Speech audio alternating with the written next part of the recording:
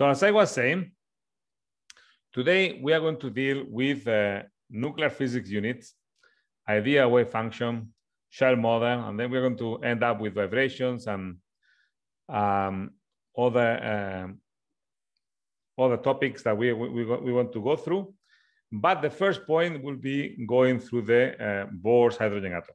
You know it from quantum mechanics, and it is a very interesting problem where we're going to apply these new nuclear physics units that they simplify problems very much in a way that we can not make mistakes. I don't want us to make mistakes just because of the complicated units that we normally use. You're going to use the international system.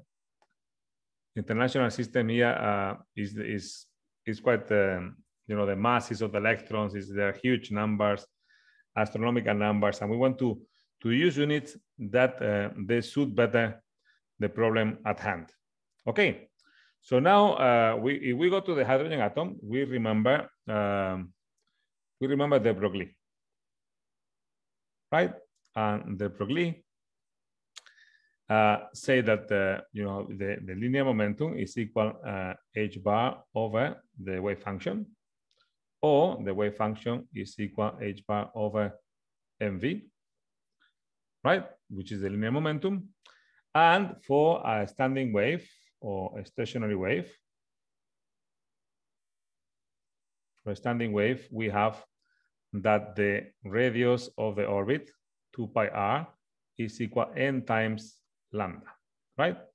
So by this means that if we have an electron, right, orbiting a nucleus, a proton in this case, and it goes around, right?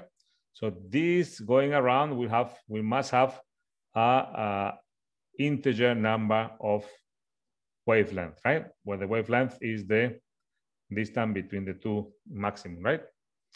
So basically, we cannot have half wavelengths. It must be n must be equal or greater than 1, right? So with this, we can substitute again lambda here. Lambda will be equal to 2 pi r over m. And we reach to the famous Bohr's postulate for the quantization of the angular momentum, of the orbital angular momentum, right? So where L is equal mvr, right? Mvr goes up there, and h is equal to n goes up there, n times h over 2 pi, or equal n times h bar. So this formula is deduced from the Broglie's assumption that the orbit of an electron follows, it's not nicely written here, but it must have an integer number of wavelengths, the orbit around the nucleus, right?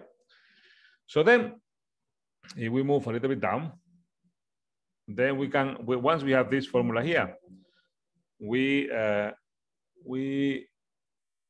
can consider, actually, remember, this is like this, L is equal to mvr, because L is equal, right, R cross P in a circular motion, right? L is equal R cross P, and the modulus of this, the modulus of L is equal to RP or RMV sine of this angle here between R and P, which is 90 degrees, and this is equal to 1. So that's right, RMV.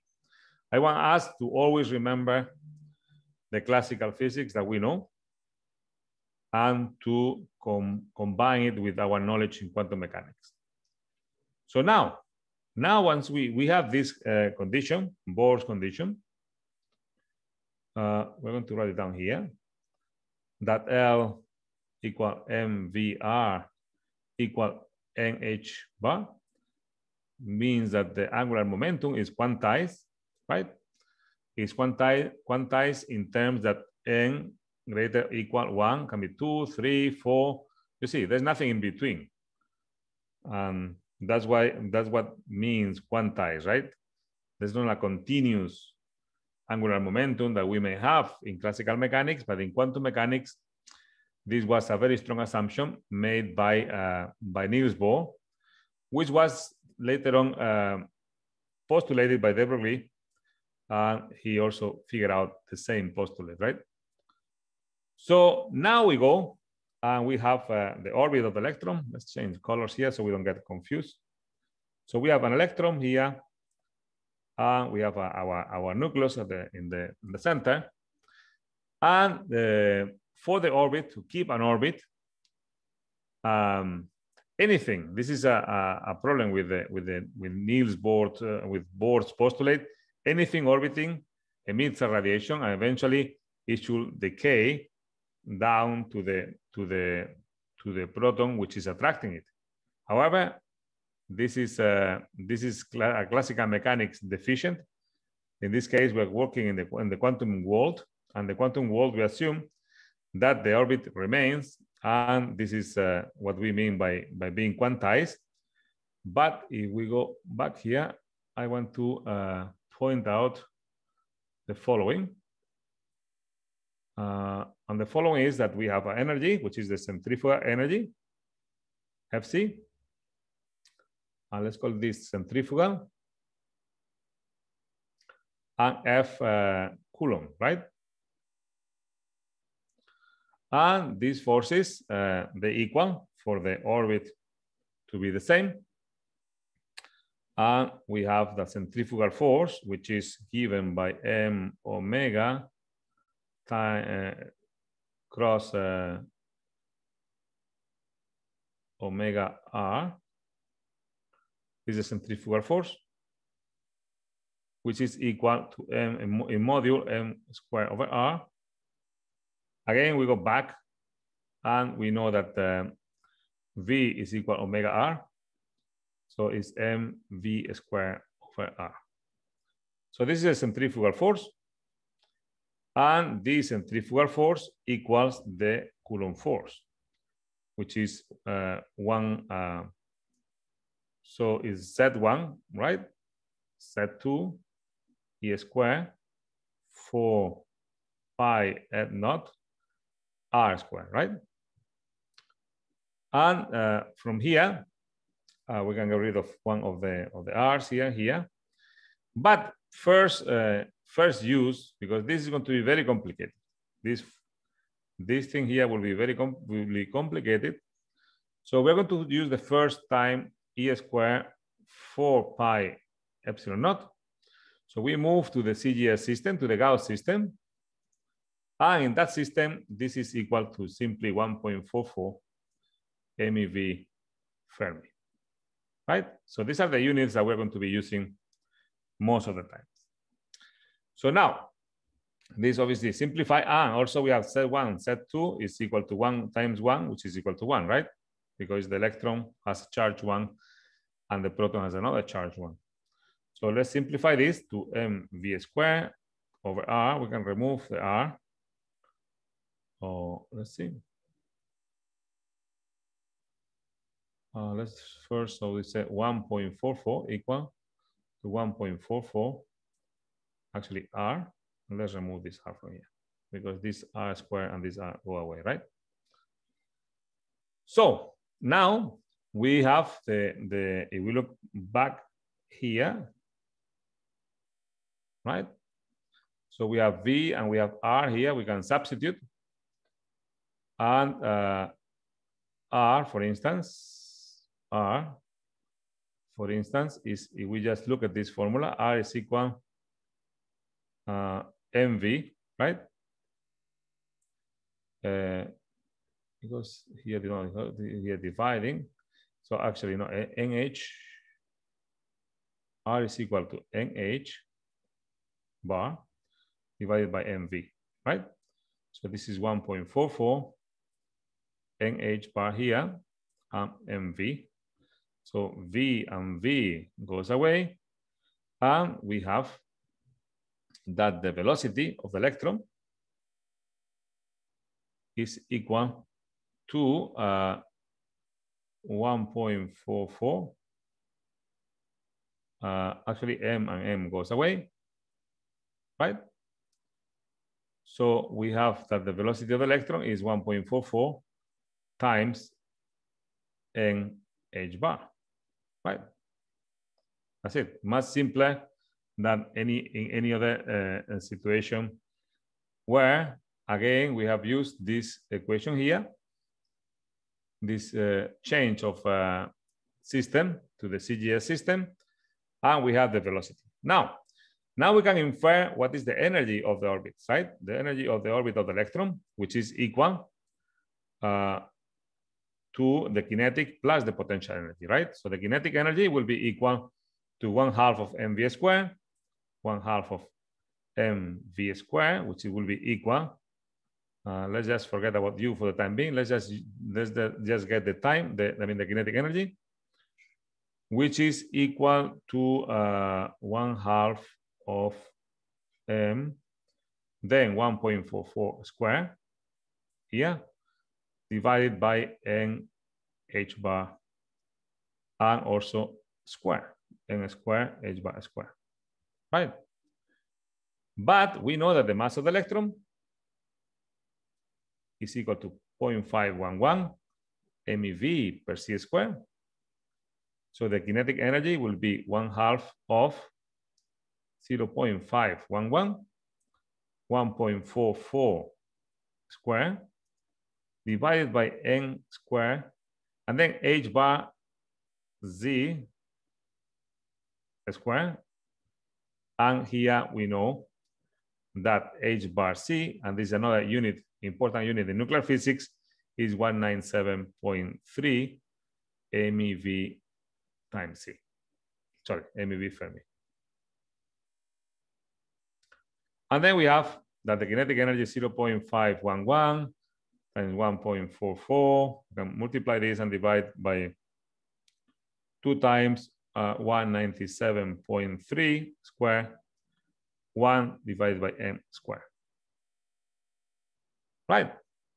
So u will be minus Z1, Z2 E square over 4 pi, again, epsilon naught r. But this will be 1, and this will be 1.44.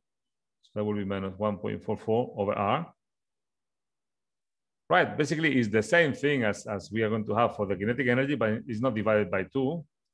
So basically the energy, the total energy, which is T plus potential energy, will be equal to minus, actually, this minus this will be minus 0.511.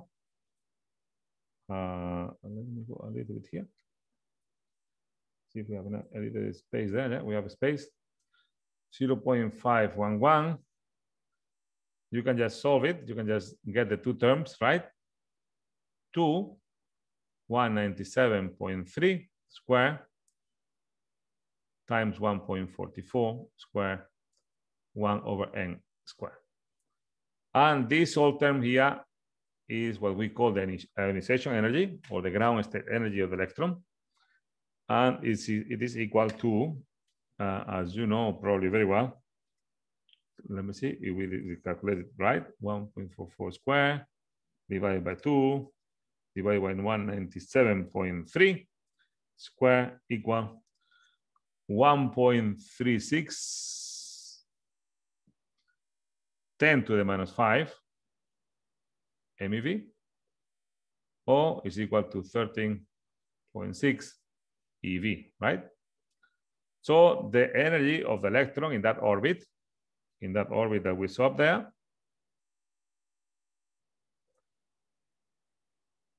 and here the energy is equal to minus 13.6, 1 over n, actually no, 13.6, 13.6 times 1n square, right?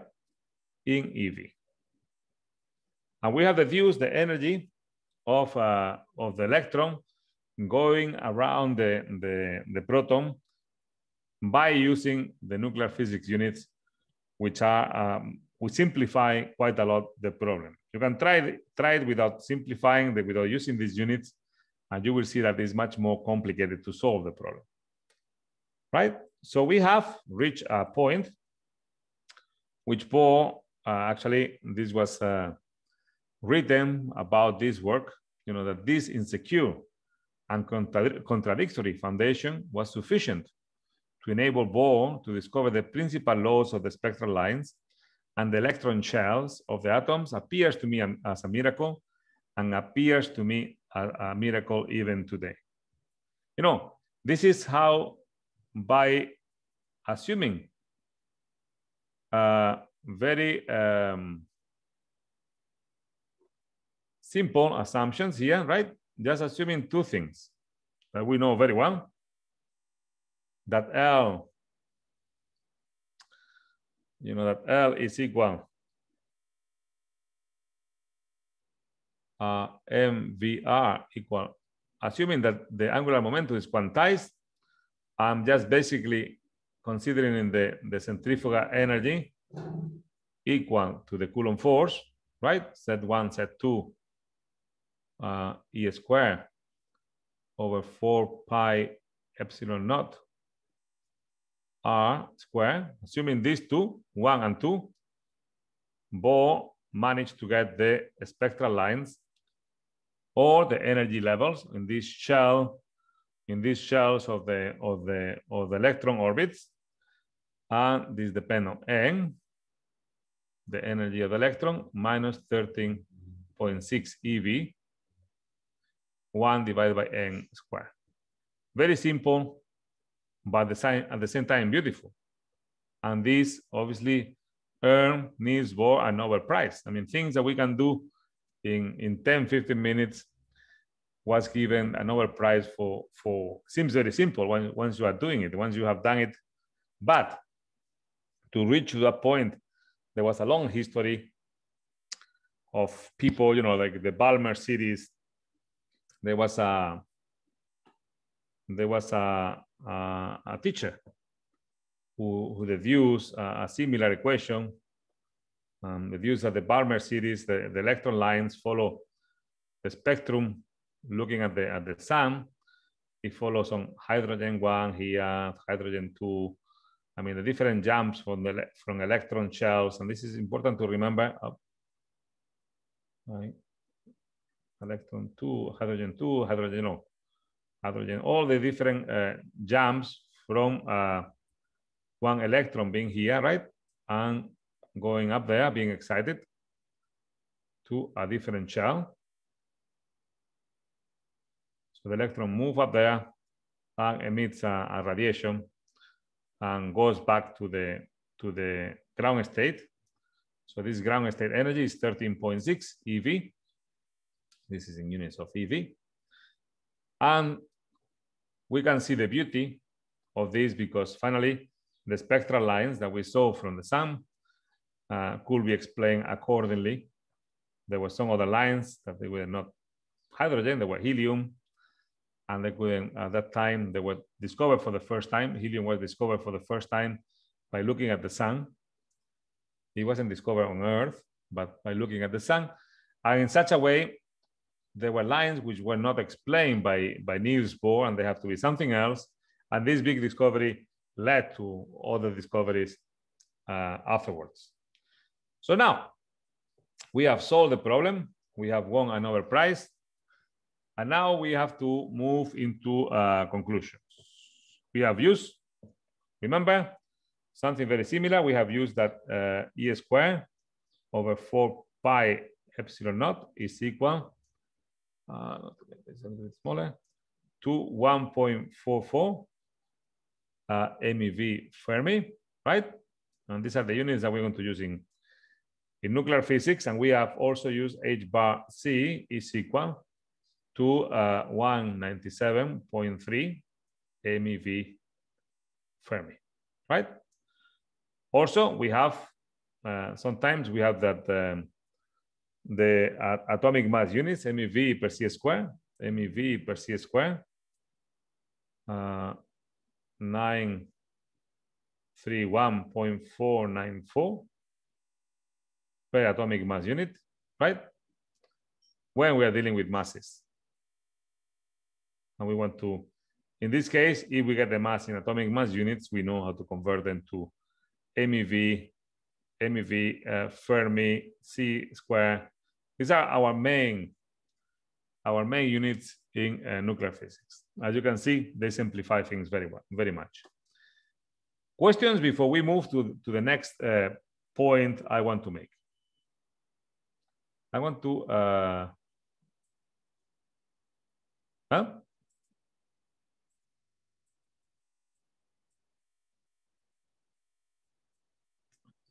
class?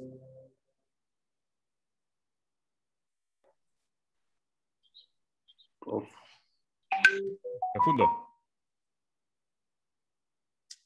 Any question, guys? So basically, we have used the classical, essentially classical mechanics. The only thing that we have said about quantum mechanics is that the angular momentum is quantized, because according to classical mechanics, to radiation, actually to electrodynamics, a circular motion will radiate energy and eventually will spiral down by the attraction of the proton, right, or the positive charge.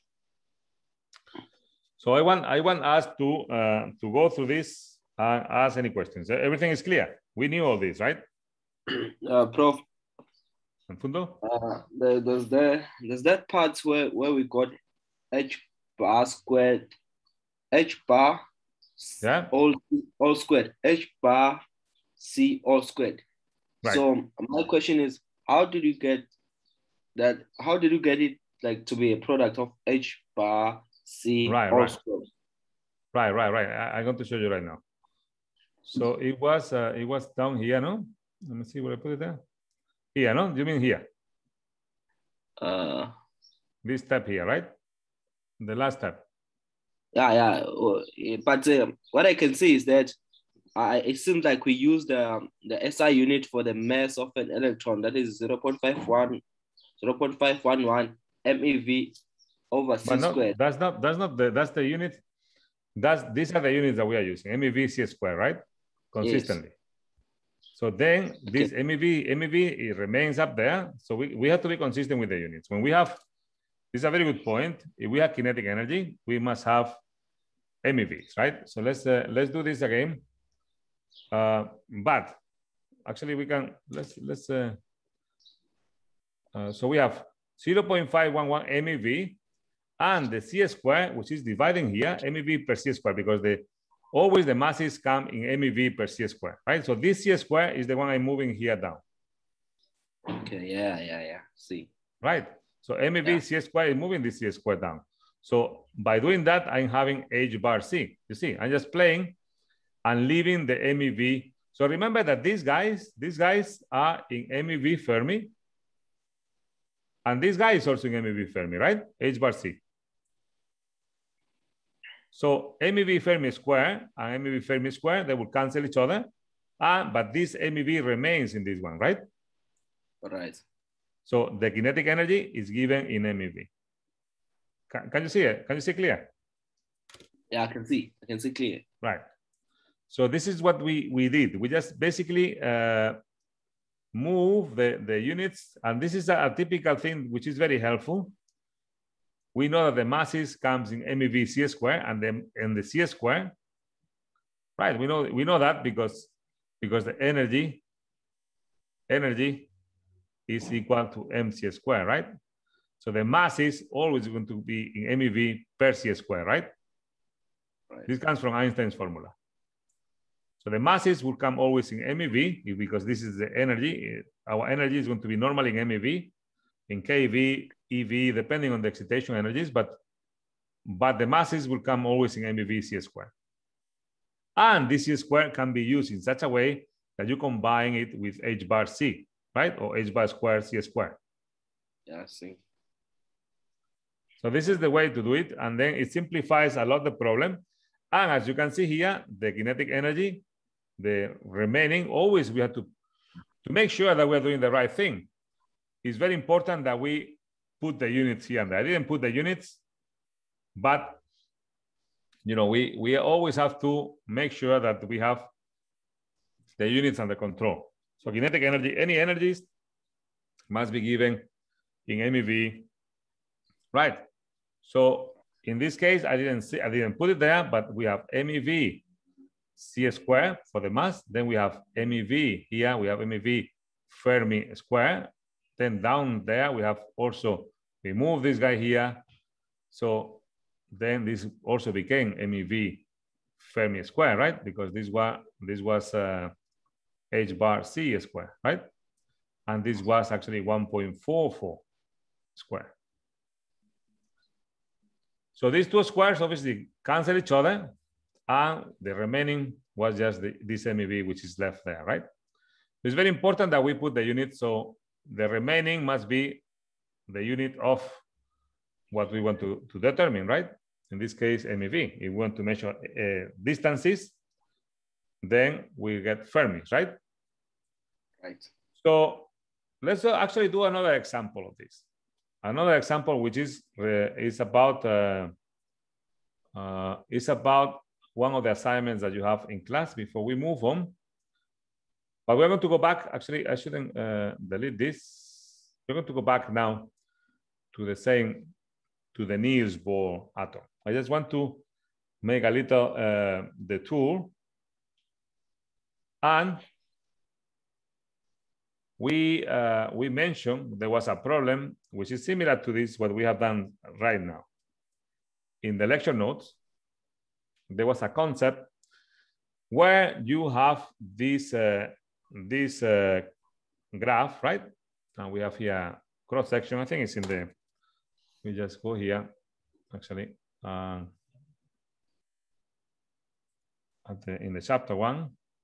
Chapter 1, we're going to have a test on chapter 1 either Thursday or Friday next week. So I want you to study chapter 1 by yourself, doing all the assignments.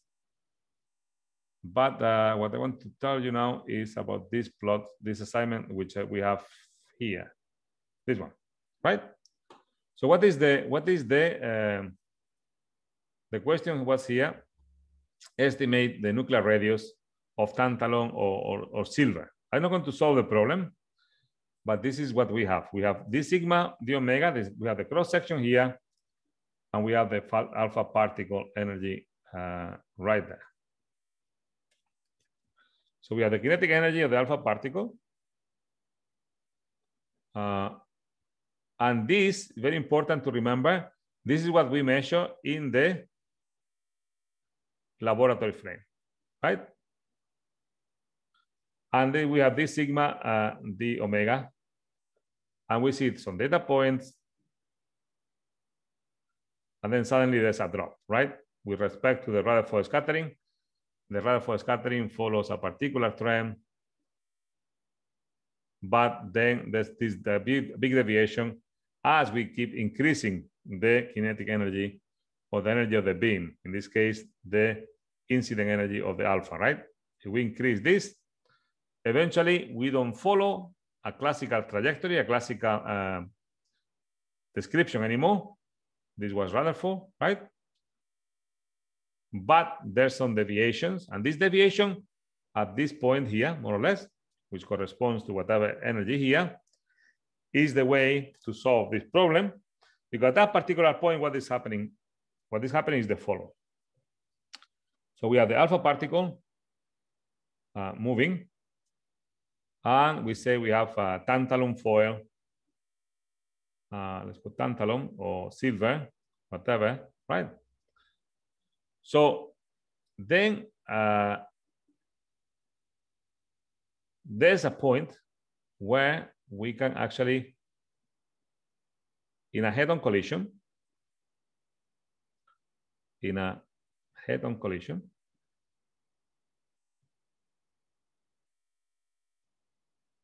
the kinetic energy in the center of mass frame equals the potential energy in the center of mass frame. So this is as a tantalum foil, but really a nucleus, right, which is interacting with this other nucleus, and this nucleus get scattered. But if we zoom in, if this guy get too close to the silver, if the distance is too close, actually the range, let's assume for the heck of it, 1.5 Fermi is the range of the nuclear force. If it gets too close, then the nuclear force is going to wake up, and this is not going to, the Rutherford is not going to hold anymore. So then that's why there's this deviation here, because we are getting too close. As we increase the kinetic energy, we're getting too close to the range of the nuclear force to be ignited, right? So this guy start working as soon as we get them so close to 1.5 Fermi, to Fermi, you know. So we assume it's 1.5 Fermi here for this particular problem, but the question I want to solve is this one here. So for this particular case, we have the kinetic energy, which is in the center of mass frame, equal to the potential energy. So the kinetic energy in the center of mass frame is 1/2 of mu initial velocity squared. We can deduce this formula, and this was one of the assignments, where mu is the reduced mass, is mass of the alpha, mass of the silver or the tantalum, divided by mass of the alpha plus mass of the silver or the tantalum, whatever is this nucleus here, right? So then this is the reduced mass and allows us to simplify a problem with two objects, right? We have two objects or two bodies, and the use of reduced mass allows us to have the two objects as one, as this reduced mass, and have it as 1/2 of mu u1 squared, where u1 is the initial velocity, I say, of the alpha particle in the laboratory frame. So this u1 comes from here, this T alpha, where T alpha is equal to 1/2 of m alpha u1 squared, right? So basically, this energy is the kinetic energy of the alpha. So from this energy here, where this situation happens, you are going to get what is u1.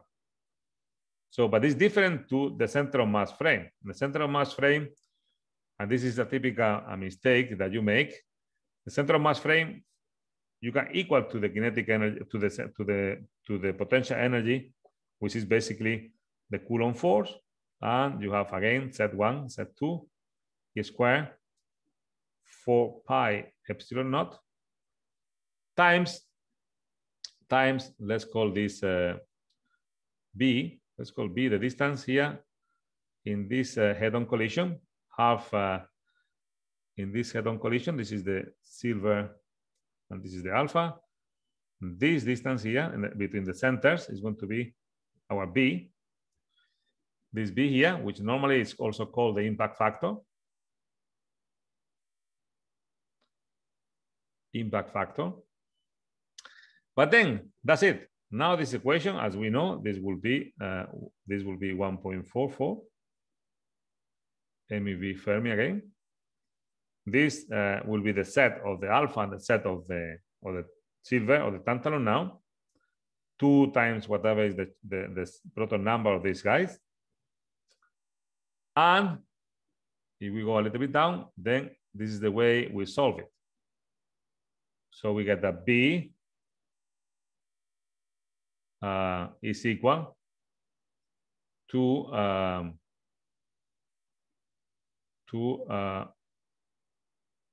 goes up there. So this guy is here, set 1, set 2, set of the alpha, set of the silver, 1.44 times 2 divided by mu u1 squared. Right. This is the distance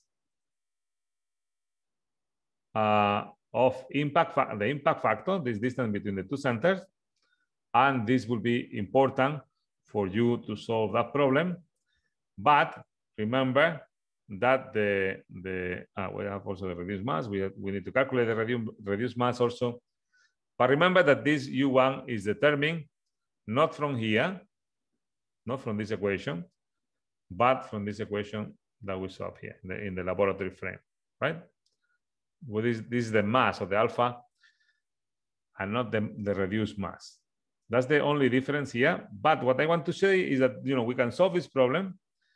And we have that B, obviously B is going to be the radius of the alpha that we know, plus the radius of the silver, plus this distance here, which is the range of the nuclear force, which is 1.5 Fermi, right? Or 1.4. So by doing this, we know what is B from this equation. It will give us a value here. We know this, we know this, we know this, and we know this. And from here, we can deduce the radius of the silver or whatever, right? Assuming that we know this one from the radius of the alpha, which is, we are going to assume is 1.2 times 4 to the 1/3 Fermi. That's our typical formula, 1.2 a to the 1/3. The radius of a nucleus, we assume this, and we are assuming the range of the nuclear force to be 1.5 Fermi. So by using those two assumptions, we can determine what is the radius of the silver when this deviates from the Rutherford trajectory. By meaning that we went a little bit too close. This equation can be solved, is a head-on collision, can be solved if the nuclear force is not playing a role, so we can use the Coulomb force, obviously. Otherwise, this is not only a Coulomb force problem, but we also have to involve the nuclear force, right? And the problem will be much more complicated. But in that particular moment, when the beam and the target are coming together close enough before we wake up the nuclear force, at that point, we can equal the kinetic and the potential energy in the center of mass frame, as we have done right here. But remember that this is mu, which is determined. We know the masses because we have the table of masses, right? And we can always get what is U1 also from the graph. It's very important that we read the graph and we read it properly, because this T alpha is the one in the laboratory frame. Is what we are measuring in the laboratory, right? This is something that is coming out of the lab. So we are getting this, and we assume that this is the laboratory energy, kinetic energy, and in such a way we determine B. And also guys, if you can follow up here, we have B, but we do the same thing, 1/2 of mu U1 squared equal to, let's do it, 1.44, set 1, set 2. Let's forget now about the E squared 4 pi epsilon naught divided by B. So B goes up there. B over 2 is equal to 1.44, set 1, set 2, divided by mu U1 squared. And this guy here we define as A, the half distance, right? The half distance of closest approach in a head-on collision, right? And this is actually the equation that you see when you deduce the sigma Rutherford, which is equal to A squared over 4. This is the A we are talking about here.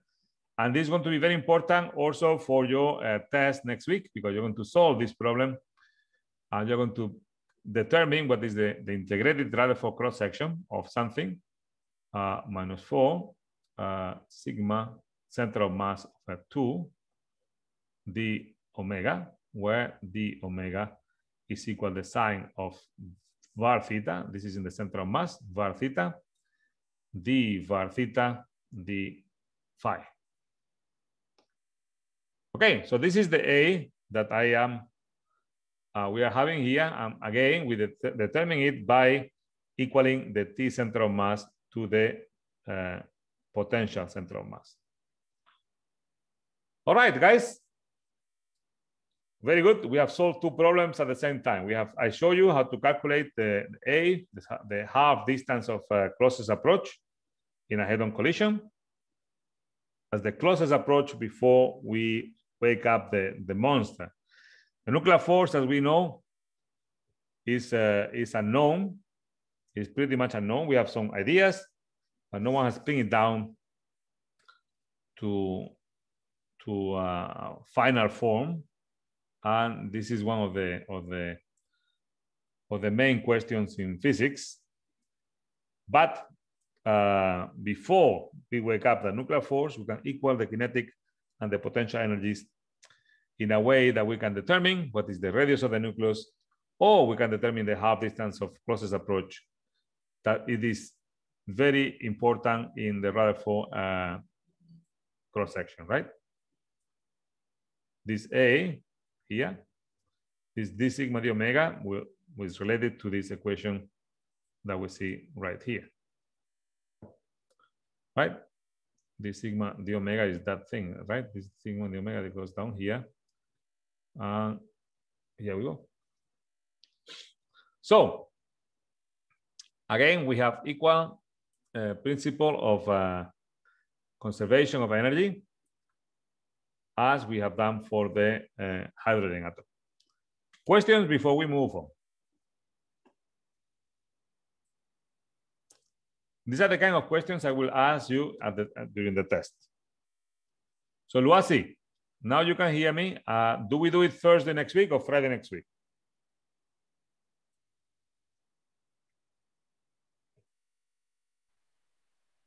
Friday, sir. So Friday afternoon. So one thing is very important is we need the lectures. We need the tutorials. So these exams, these tests will be in extra time. So Friday afternoon is okay for everyone.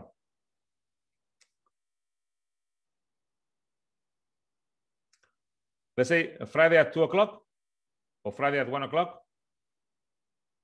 So you have a little bit of time for lunch, no? 2 o'clock is okay. 2 o'clock. Okay, then let's make it Friday 2 o'clock.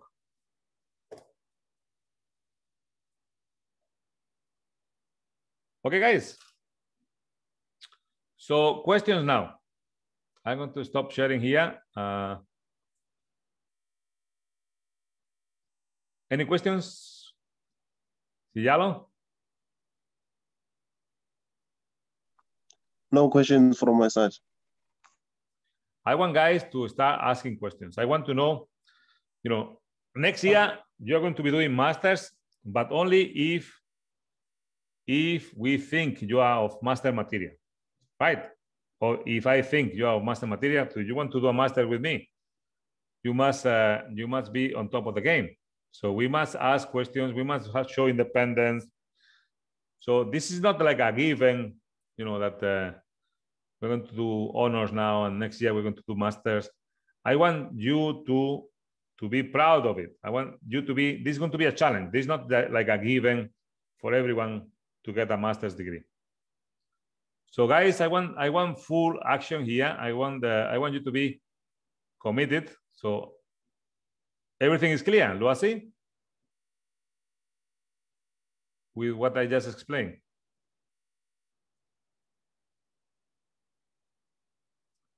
Asenati, Kushu, any questions?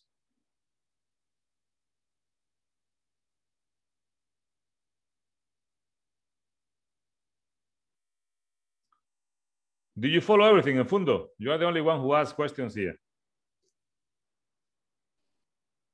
I think I'm fine for now. You're fine. So basically, we have applied the same thing. The mistake that most students make is to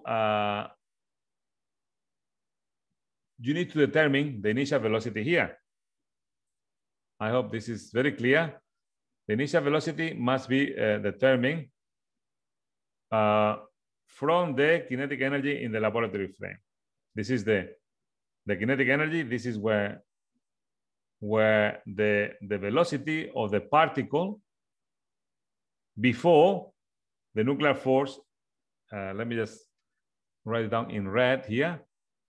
This is the velocity. This is where it comes. This is the U1 coming from, right? It comes from this kinetic energy, 1/2 of, okay, this also, of mu1 squared. So at this particular point, the curve starts deviating from the Rutherford prediction. At this particular point is when we have woken up the nuclear force, right? So as we know, the range of the nuclear force is 1.5 Fermi. This is the energy, the kinetic energy of the particle or the beam or the alpha particle when you have reached this head-on collision, the closest approach in the head-on collision, right? So that's closest approach before we wake up the nuclear force. We don't wake up the monster. That's what we want. We normally, what we do in our kind of experiments, we try to not to excite the nuclear force if we don't know it precisely. Although there are some approximations where you know more or less. There's something called the Bohrs approximation. In this case, there's something called the Sommerfeld parameter. And I will just mention it quickly because it's also related to this. So the Sommerfeld parameter will give you, is given by the following. We have done the two, actually. The two of them we have discussed today. So the Sommerfeld parameter for any reaction is equal to A over lambda, the Broglie wavelength, which is lambda divided by 2 pi, right? I'd like to look a little better. So lambda is equal to lambda over 2 pi. And this is going to be equal to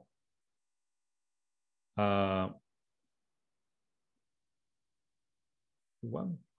And A, we have deduced it before as B over 2, which was equal to Z1, Z2, 1.44, divided by, it was the 2 is remain here, it was by mu U1 square, right? So here we have, sorry, no, this is not lambda. So lambda is actually, lambda is equal to H over P, right? So, or lambda is H bar over P, H bar over mu U1. So this is wrong here. So this is equal to H bar over mu U1. And here the top is A, which is Z1, Z2, 1.44, divided by mu U1 square. So U1 square goes with this guy, mu goes with this guy. And we have that this is equal to 1.44 Z1, Z2 divided by H bar U1. Okay, this is called the, I'm explaining a little bit in a sec. What is this for? This is called the Sommerfeld parameter. And as you can see here, when the Sommerfeld parameter is much larger than 1, this means that A is much larger than the wavelength, right? So we are in what we call a semi-classical approximation.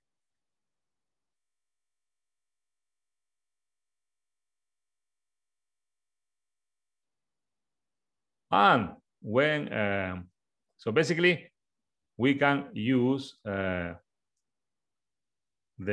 classical trajectory, hyperbolic trajectory for a nucleus which is scattered by another nucleus. We're using inelastic scattering or elastic scattering. So basically, we can use Rutherford scattering, right? If n is less than 1, then we have what is called the Bohrs approximation. Bohrs approximation. And then here we have the nuclear force dominates.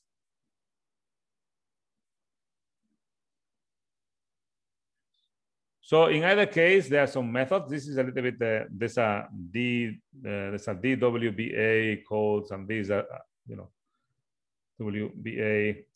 These are codes that we use ourselves. We use both actually, but generally we use this one, the Gaussian code, which is based on this semi-classical approximation, and this guy, which is based on the Bohrs approximation, where you have different two separate physics here. We are using Coulomb, in this case, Coulomb force, Coulomb excitation. In this case, is just nuclear excitation. The problem really is when the Sommerfeld parameter is about 1 or 4, something like that, because then between 1 and 2, 3, whatever, because then you have both playing a role. The Coulomb and the nuclear force are playing a role, and then it's more difficult to disentangle the two of them. I just mentioning this because it's very important for nuclear reactions. When we study a different reaction, we want to know how we can analyze the data and what kind of codes we want to use. And for that particular purpose, the Sommerfeld, to know what is the Sommerfeld parameter for a reaction is very important. And you can basically get what is the set of the beam, the set of the target, and times of the initial velocity here, divided by the initial velocity, and you will get what is the Sommerfeld parameter for any kind of reaction. Let's say we are having an alpha particle on a T lab frame equal to 20 MeV onto, is a scatter of a tantalum nucleus, right? With this kinetic energy for the T alpha, this is T alpha. And from this, the masses of these guys, mass of 2 and mass 1, or from the charges, we know also the charges M1, M2, and Z1 and Z2. We can deduce what is the Sommerfeld parameter. As you can see, if this is larger than 1, this means that this is 1 is bigger. And if this is less than 1, this means that this is bigger, right? If this is bigger, then everything is dominated by nuclear. If this is bigger, everything is dominated by Coulomb force. We can excite the nucleus in these two different ways, either by nuclear or by nuclear force, right? We can also excite the nucleus by virtual excitations in quantum mechanics, but this is something which I may mention not later on. Depends on our progress. Okay, guys, so I'm going to stop sharing now because every time we go through something, I want you to assimilate what we just say and think about for a couple of minutes.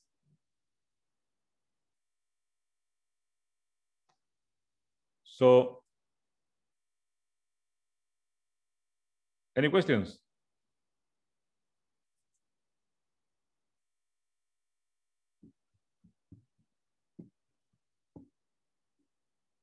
Muku. Any questions? No, sir. But everything is clear, or everything is but just give me some feedback. Everything is okay, or everything is complicated, just let me know, please.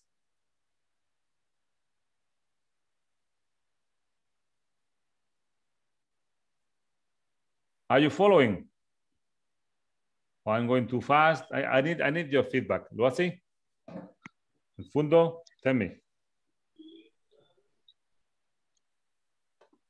Don't be afraid, So, just let me know. Tell me. So A is the half distance and B is the whole distance. B is the whole distance between the centers. And Okay. A is the half distance of closest approach, right? Okay. Someone is knocking my door.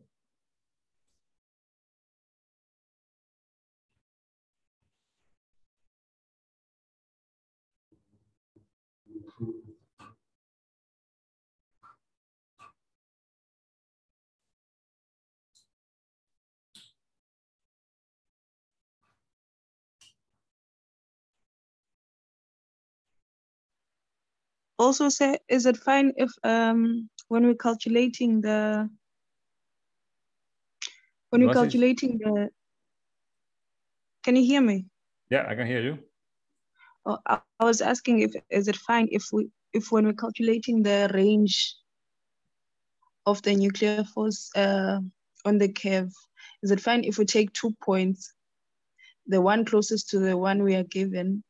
Like last time we were given nickel. If we take nickel and Fe, which is ion, and then we find the radius of nickel minus the radius of ion. Is it fine if we do like that? Because last time we used only one radius of nickel. So are we discussing about which problem now? Luase, let me just share this with you. Are we discussing this problem here, or which problem? No, there's a one that you gave us in class where there's a curve. The binding energy curve. Yes. So this one. Yeah. So what do you want here? To solve, you want to solve this problem here? This one? Yes. Not this one. What is the problem? I'm asking is it fine? This one. You want to solve this problem. Let me actually follow up with you. This is the problem you want to solve. It's not this one. It's from the, okay, I think it's this one, yes. Is this one, Luasi? I think it's this one, sir. Okay. So this one, yeah. What you are asking is not correct. You need to look at the curve here. I said to look at the curve here, right? Yes. And to deduce the range of the nuclear force, you cannot use nickel 60 or 2 or iron, whatever. This is already not what already the nuclear force are saturated. This is the only hint I can give you. But okay, this problem was assumed to happen today. I won't, you don't need to, I won't tell you how to do it. You need to think about it. Because otherwise, you know, we miss the point. I need you to look at this curve. I need you to learn how to read a graph and investigate yourself what information from here will help me to deduce the range of the nuclear force.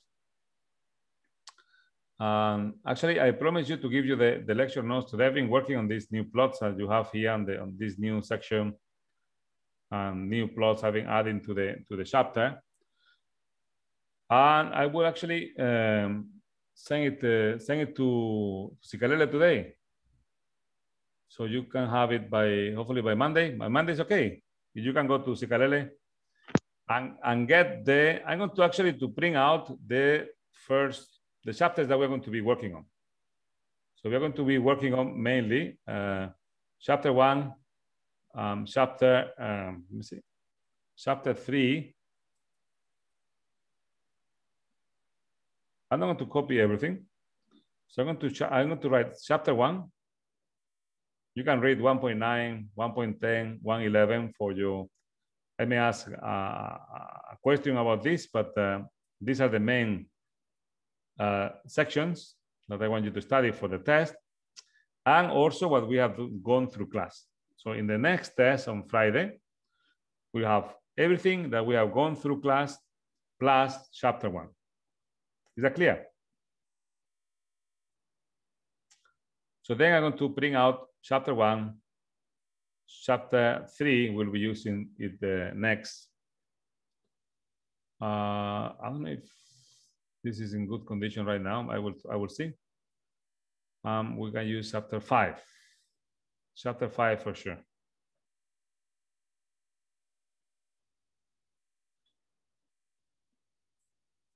But that question, Swali, is not correct.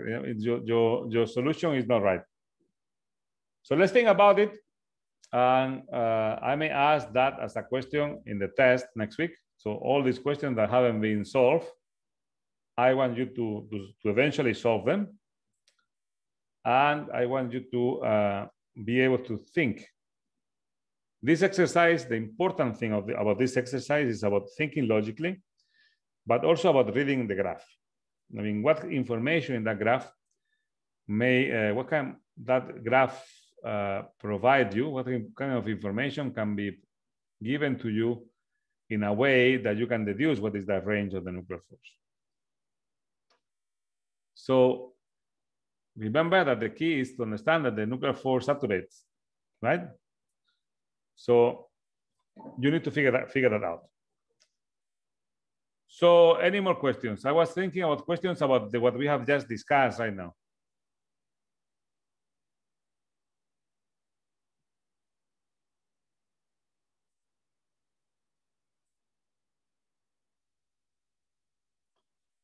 So any questions about this? Let me put this one here so you can see everything.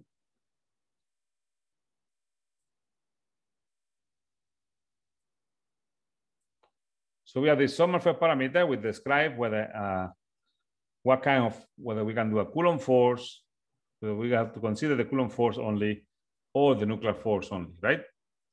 And these are important parameters to deduce to see how we are going to analyze the data of our thesis.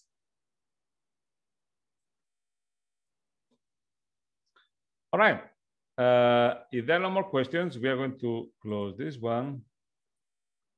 We're going to close this one. We're going to open a new one.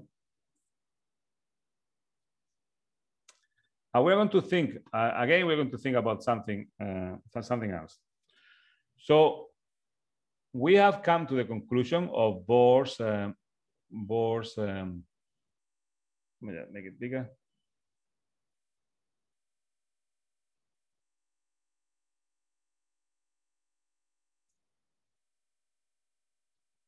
Bohr's hydrogen atom. We came to the energy of the orbits of those shells of those orbits equal to minus 13.6 1/n squared in EV, right? And we have said that the Einstein mentioned that that this was actually what he called it musicality. You know, that these random things together, put them together, he managed to explain the electron shells and the spectral lines of the atoms was a miracle then and a miracle now. So then, why do we stop there and everything is okay, apparently? But why do we use quantum mechanics then? This was basically deduced by assuming that L is equal nh bar. But now we have the issue that we are solving this Schrodinger equation, right? Why we didn't stop there? We got the energies already, right? The energies of the electrons are there. So why do we have to use the Schrodinger equation?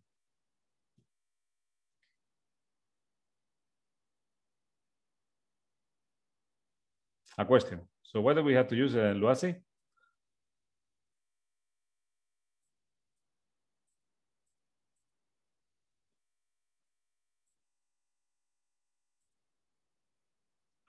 Enfundo? Guku, what do you think we have to use the Schrodinger equation to solve, the hydrogen atom? We have, in quantum mechanics, there's a typical example of solving the Schrodinger equation to, to solve the hydrogen atom, right? Morning, bro. Good morning. I think we use Schrodinger equation in order to find around energy. Say that again. Who's that speaking? Energy. Okay. So what do you think so? Yeah, I was saying maybe we use a Schrodinger equation to find around energy. To deduce the energy. Allowed energy. To allow the energy. But we have that, actually, that's a good point you made, because also this information tell us that E cannot be different to 0, right? I mean that, that E is always different to 0. E cannot be 0. So in the sense that N is greater or equal than 1, right? N is equal to 1, 2, 3, 4, etc., right? So basically, N equals 0 cannot be. So we cannot, because this will be infinity. But the minimum energy, E, equal minus 13.6. This is the minimum energy, EV, which is the energy for N equal 1. This is the energy of the ground state. Ground state of the hydrogen atom, right? So basically, this electron orbiting this nucleus. So this is the ground state energy. And again, we have an idea that the energies in a quantum system, as they are quantized, they can never be equal to 0, actually. In the quantum world, there's always some energies involved, right? This we mentioned in one of the first classes of the lectures. Now we repeat it again, and the hydrogen Bohr is giving us that information. E cannot be 0 because N, as I say, must be greater or equal than 1. So otherwise, if N will be equal to 0, this energy will be infinity, and then that cannot be, right? So this is the minimum energy. This is the minimum energy. Right. So any more comments? Why are we using this? That answer to the question is not right, because this guy is already quantizing everything, right? This guy is giving us the energies. We just change N equal 1, change N equal 2, change N equal 3. So we're going to get different energies, and they're going to be quantized. So we don't need to use the Schrodinger equation for that.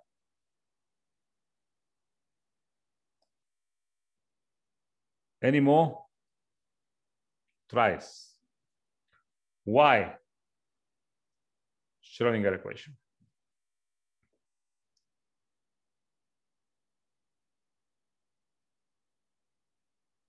And Fundo, what do you think?